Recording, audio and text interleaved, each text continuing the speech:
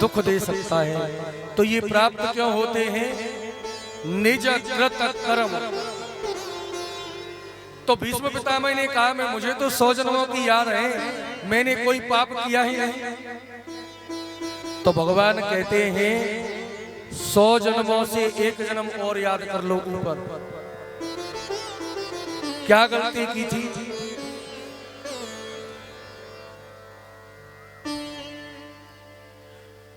तो भैया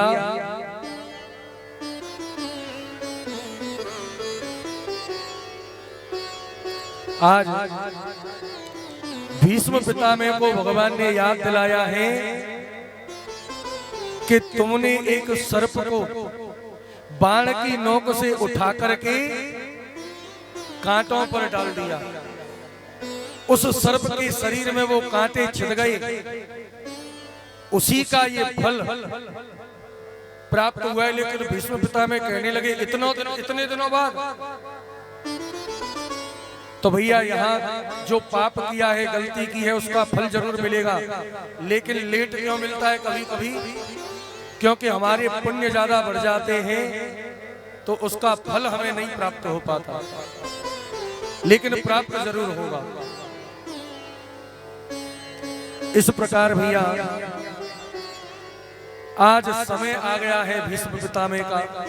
भगवान कहते हैं कि यदि आप चाहो तो मैं आपको अमर कर दूं, अपने प्राणों को रखो, क्योंकि अब सूर्य उत्तरायण होने जा रहे हैं, आपको शरीर छोड़ना पड़ेगा। यदि वरदान चाहते हो तो आप चाहें तो अमर हो जाओ। लेकिन ध्यान देना भैया, भीष्म पितामह कहते हैं प्रभु अब तो मैं भी चाहता हूं ये शरीर छूट जाए, और वरदान देना चाहते हो तो अमर नहीं, जो समय आज बना हुआ है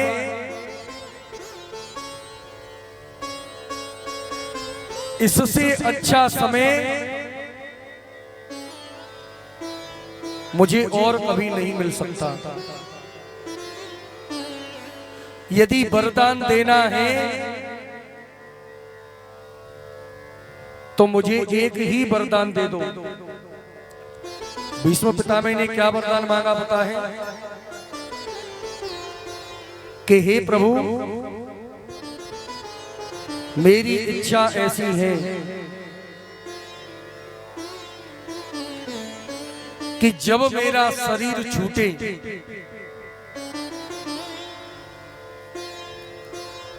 तो मेरे सामने मुझे आपका दर्शन हो जाएगा।